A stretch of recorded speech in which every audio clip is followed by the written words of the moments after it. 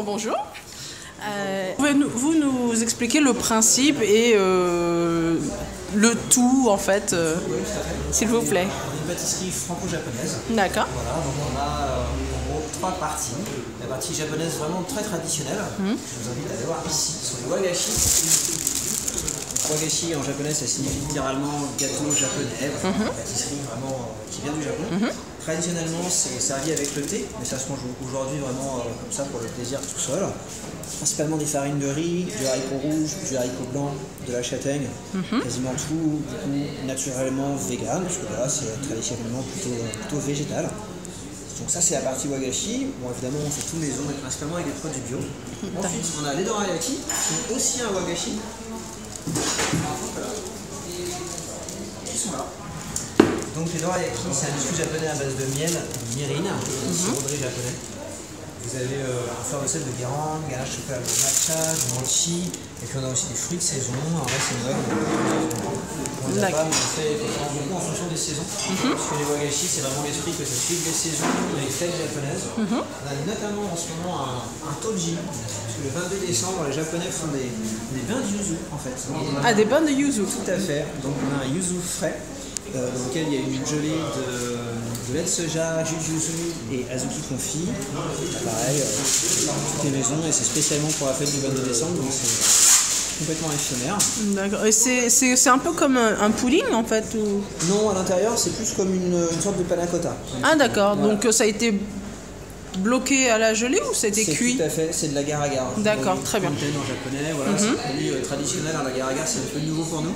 Mais j'avoue que c'est complètement traditionnel. D'accord, donc ça c'est fait exprès donc pour l'occasion là. Tout à fait, ouais. D'accord. Toji donc le 22 décembre. 22 décembre. Et pour chaque fête, voilà, on a des pâtisseries vraiment adaptées à chaque fête japonaise. Et puis ici les franco-japonais. Donc on part de la base du dorayaki, qui est donc ce biscuit japonais très populaire au Japon, mais qu'on ne connaît pas encore très bien en France. C'est vrai. Et on le revisite un petit peu à la française. Donc on a par exemple un pareil Kyoto avec du praliné maison, voilà, un petit peu comme un pareil basque. On a un dorayaki citronné, un petit peu comme une tarte au citron, qu'on fait citron et yuzu. On a un baba qu'on fait au whisky japonais, une vanille de Madagascar, prune japonaise et whisky japonais, et puis une pomme aux épices pour Noël. Là c'est pareil, c'est un éphémère aussi. De saison.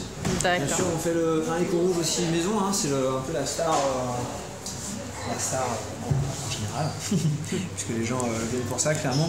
On retrouve beaucoup de l'industriel, et nous on fait maison, on gêne pas. D'accord. Ça prend du temps à cuire, non? Parce que j'ai essayé d'en faire aussi et il a été ok, mais il était encore un peu croquant sur la peau. Donc il faut être très patient, il faut prendre le temps. Moi j'avais pas le temps, je l'ai fait un peu à la va-vite. Il était ok, mais c'est vrai qu'on avait un peu la peau encore sur... C'est assez difficile à faire. Finalement, la recette est assez simple, mais c'est vrai que c'est un peu comme les marrons glacés. Voilà, c'est la technique. Voilà, c'est ça. Faut prendre le temps, voilà, bien la connaître aussi, c'est un peu comme la crème pâtissière. Oui. Sur la fin, il faut avoir la bonne texture. Donc voilà, faut visuel. Des tours de main, entre guillemets, il faut avoir un petit peu l'habitude, effectivement. D'accord. Super. Et ça fait combien de temps donc que vous êtes ouvert maintenant? Un mois et demi. Ah, à peine un mois et demi.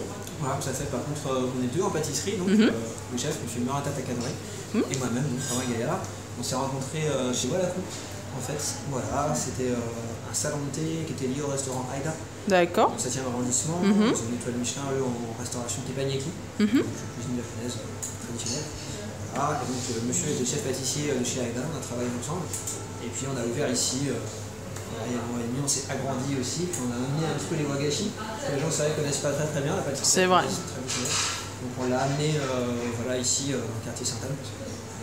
C'est le quartier japonais, donc... Voilà, pour l'instant, tous ces produits-là, ça restait assez bas de gamme, un petit peu bas de gamme, moyenne gamme. Là, on voulait apporter quelque chose de vraiment professionnel, voilà. Bien fait.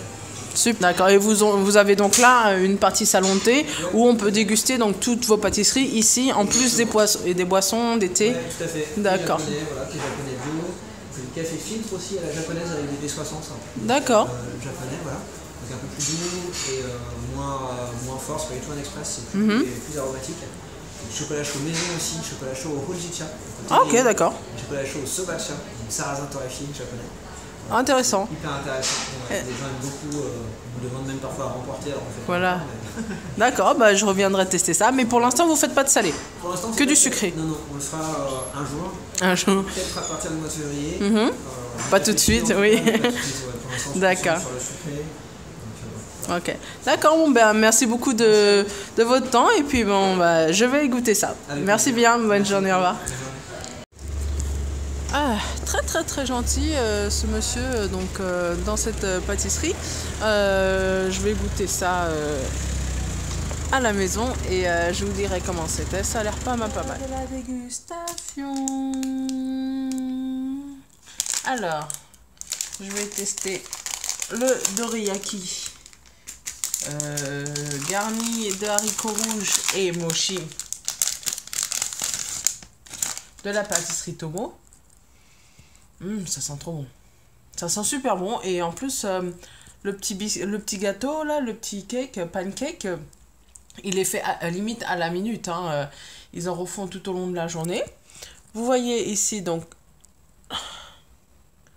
la pâte d'haricots rouges. Fait maison, hein, d'après ce qu'ils m'ont dit. Et le petit mochi.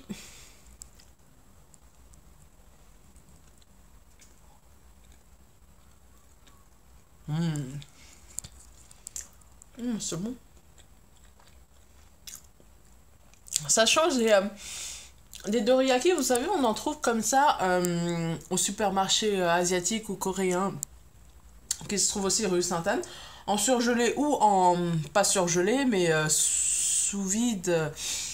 C'est pas frais, quoi. Et le pancake, le biscuit, est plus sec. Alors que là, il est complètement moelleux. Donc après, d'après ce que le responsable là-bas m'a dit, donc c'est fait à base de myrrhine, donc qui est du vinaigre de riz. Et moi j'en avais fait, mais il n'y avait pas ça dans la recette. En tout cas, c'est super bon.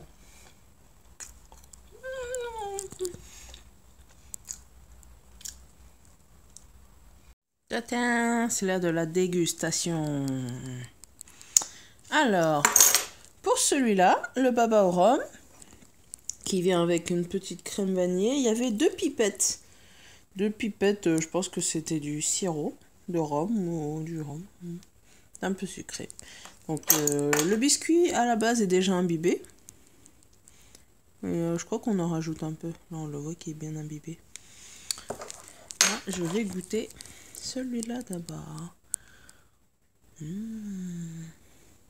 Crème a l'air bien moelleuse. Dorayaki bien moelleux.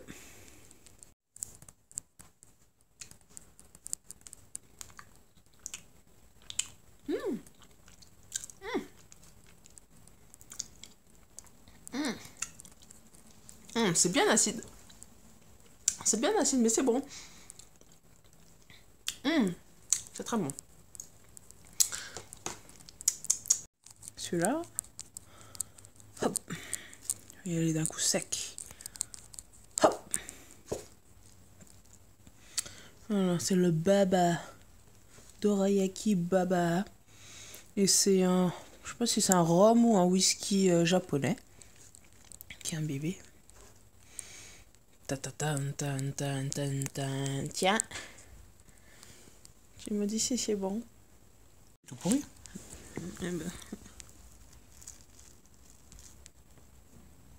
Moi je dis séqué. Je peux filmer dans ma bouche. Alors, comment as-tu apprécié le dorayaki? J'ai pris juste une bouchée pour l'instant, mais très bon. Très bon. J'ai l'impression. La texture? La texture, texture non plutôt? Texture, oui. Ah, justement, très sympa la texture. Pas autant que celle du poulet frit que j'ai mangé dans le bento tout à l'heure, mais... D'accord, très bien. Le biscuit, le biscuit était bien imbibé? Pas un biscuit, c'est un gâteau, non?